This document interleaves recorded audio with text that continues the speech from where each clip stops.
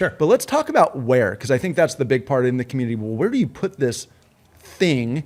And why don't you talk about where, and we'll talk about the property and what's everything that's happening there. So it's at 3100 Irvine Avenue. So it's out underneath the flight path on the old Newport Beach golf course.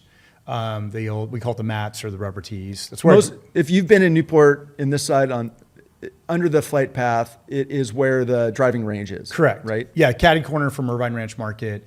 So it's a piece of property that's been around since 1972 is when the golf course the lease was signed. And, it's a place where it's beloved. I grew up golfing there. It's the only place I've ever gotten a hole in one. I was 12 years old and 148 yards with a 3-wood at night. It was pretty cool. I still remember that night like it was yesterday, and with my buddy TJ Leeson. And anyway, it's a place for people to learn how to golf, and also for people that don't want to spend an arm and a leg to go golfing too. And you can get in and out. It's an executive course. And the way the course is set up, just because it'll help paint the picture, there's 3 different parcels that it sits on, right? So you've got the driving range and a restaurant, and it's got 3 holes on that.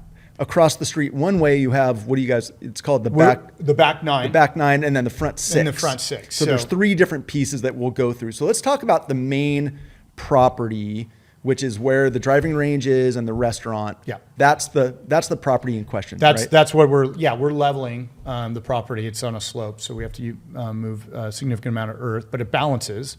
It actually adds more parking by doing that. This property was called the Delhi Ditch. And it was Delhi Ditch. So that's the creek that comes out right there is the Delhi Creek. So that's it was called the Delhi Ditch. I think there was an old manufacturer that was up in Santa Ana. That's why I got that name, something like that. But I think it was on the creek, like way up past Santa Ana Country Club and whatnot. Anyway, so a couple guys came along in 1972, and they went to the county, and then the property, of course, was owned by the Irvine Company because everything was owned by the Irvine Company at one point. And said, hey, this is just a equestrian trail and arroyo. Can we put a golf course here? And so they did a 55-year lease on it. And the lease is definitely reflective of a 1972 lease. So this is back like 3 pages long. And it's very simplistic. And, you got to also remember, like, back then, that was all equestrian properties back there. There was no office. There was no retail back there. That was all horseback trails and dirt. I mean, it was part of the Back Bay, really. At the end of the day, that's what it was. And so when they made this lease, it's they're like, hey, we're going to take this nothing crash zone property, and we want to make something out of it for the community, which they did. It was great. This is back when for those people that are listening that grew up here, up until the OC TV show. Somebody like even from like San Francisco, and someone goes like, hey, where are you from? Newport Beach.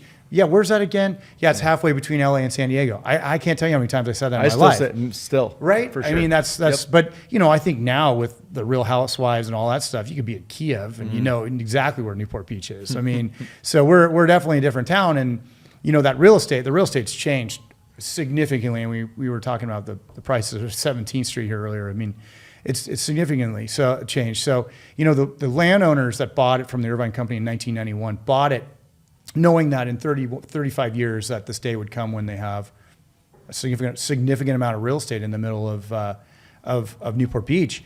And so right around 2017, they're like, okay, let's see if we can put something cool in here underneath the current zoning, which is open entertainment. And they tried to put a Topgolf competitor called Drive Shack.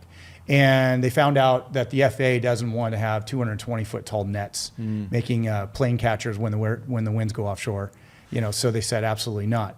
So when I came knocking on their door, they were in the process of rezoning it to retail because it can accommodate retail there. And lo and behold, who they were negotiating with was Costco. And when you start looking at Costco's business model, their top stores in their portfolio are next to beach communities with airports. Mostly in Hawaii. Right? Mostly in Hawaii, but Cabo as well. Yeah. So this is where you fly in, you get your rent-a-car, and then you go load up, and then you drive down to your beach house. And I got to stop you. When I read that, it blew my mind that could be considered there. Yeah, well, it's right off the freeway. So for clarity, this is privately held. The city has no control over the golf, over the use, anything. This is a straight owner 100% controlled property. The lease is up, and they've always, my understanding is they've always had the intent, to your point, of redeveloping These are 3 families that are moguls in real estate. they are moguls, and they're going to get the best and highest use for their property. But they also are like, hey, we want to see something really cool.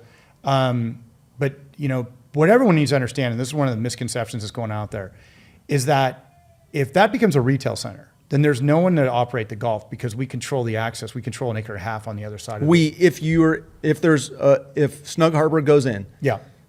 Well, let's do that real quick. If Snug Harbor goes in, what happens to golf? Golf stays. I'm subsidizing the golf. Talk about what would golf look like? So that center parcel where the driving range is turns into Snug Harbor Wave Park. Yeah. The back 9 and the front 6 stay what it is. Stay what it is. So you have 15 holes. Yeah. My kids are learning to golf there right now. All my friends still go there. My friends' kids go there. That needs to be a community place for people to still play affordable golf, and it's going to stay that way. And I think everyone needs to understand that that's my intention.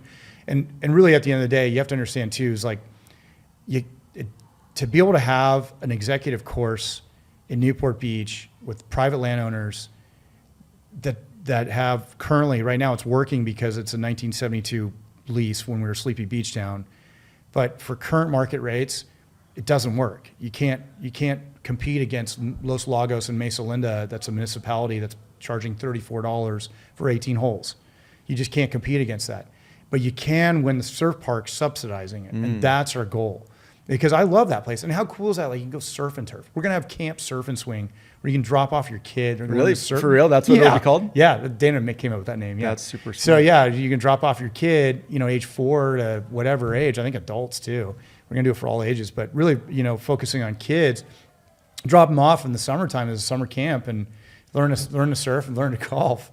So sorry to interrupt. For clarity, when you're talking about all these things, this isn't like vaporware. Like this is 100% designed and built out and business plan. Like it is. Yeah. You're at the 10-yard line on this. Yeah. So we are. And I didn't really mention my partner is the Panatone family, and the Panatone family they're the largest private industrial developer in the world.